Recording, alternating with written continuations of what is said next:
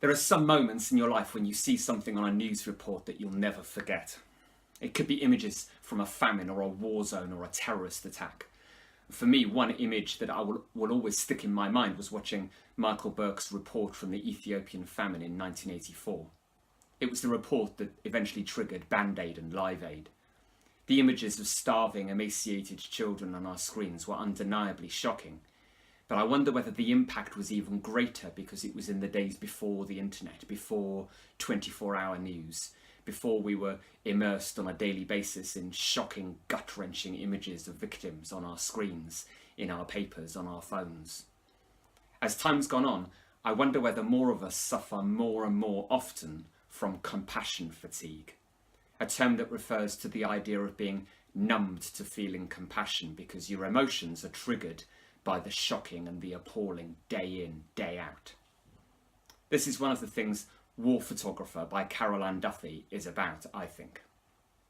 In the last stanza, when she writes about the Sunday newspaper readers whose eyeballs prick with tears between the bath and pre-lunch beers, she's writing about our tendency in the developed world to briefly respond emotionally to a story in the media and then continue with our lives as if nothing has happened. There's also a sense of detachment from the victims of war in this poem, I think, because they are elsewhere. Look at the mention of foreign dust, for instance, and the contrast that's drawn between the war zones of Belfast, Beirut, Phnom Penh on the one hand and rural England on the other. Duffy's use of minor sentences for each of these snapshot images of these locations is perhaps her way of suggesting that the simplistic impression that we get of each setting is based on the media's representation rather than personal experience. The war photographer, in contrast, has seen the reality.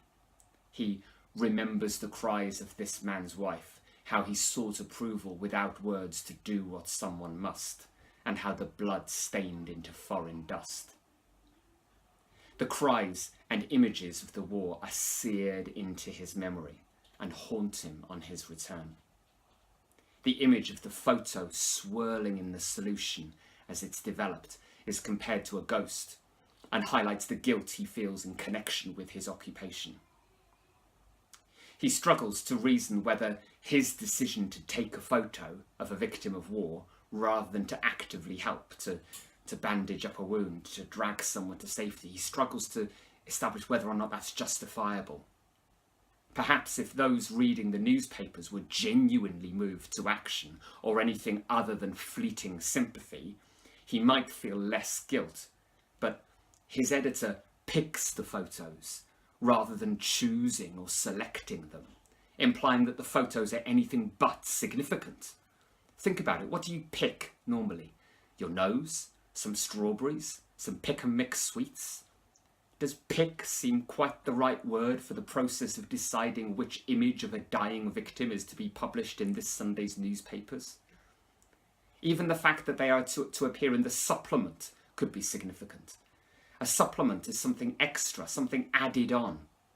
The suffering victims in this man's images don't even get into the main newspaper, let alone the front page. They merely serve to shock and sensationalise, provide a bit of added emotional impact to some glossy magazines posted through the doors of the rich on a Sunday morning. Let's go back to the photographer himself. How does he feel about it? Well, on his return to the UK, the first line of the poem says, "In his dark room, he is finally alone." Perhaps the adverb finally is important here. There's a sense of relief, I think. He's just desperate for everyone else to go away. He needs to be on his own, to shut the door, to block everyone else out. The trauma of what he's witnessed can't be explored or expressed at an airport checking-in desk, on a plane or in a taxi, or perhaps even in front of his family. He needs to be on his own. His dark room, the room which is literally dark so that he can develop his photographic film, is his place of retreat. A place where he can finally process it all, sort it all out in his head. It's a pretty bleak place, maybe, this dark room of his mind. A place where all the memories and the trauma and the guilt and the attempts at justification live. But at least it's a place where he can begin to deal with it all. The red light in the room could represent all sorts of things. The blood and violence of the war zone, the guilt he feels, or perhaps it's meant to be the red sanctuary light that shines by the tabernacle in a Catholic church to signify that the bread and the wine, or the body and blood of Jesus, are present. This was certainly tying with Duffy's description of him as a priest.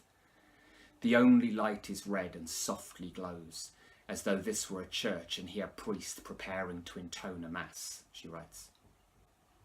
The Catholic doctrine of transubstantiation, whereby the bread and wine become the body and blood of Jesus during the mass, could also serve to highlight what Duffy is saying here about how the photographer sees the films and photos. To him, they're not just photos. They are 100 agonies in black and white. They are spools of suffering. They don't just represent or symbolise the victims.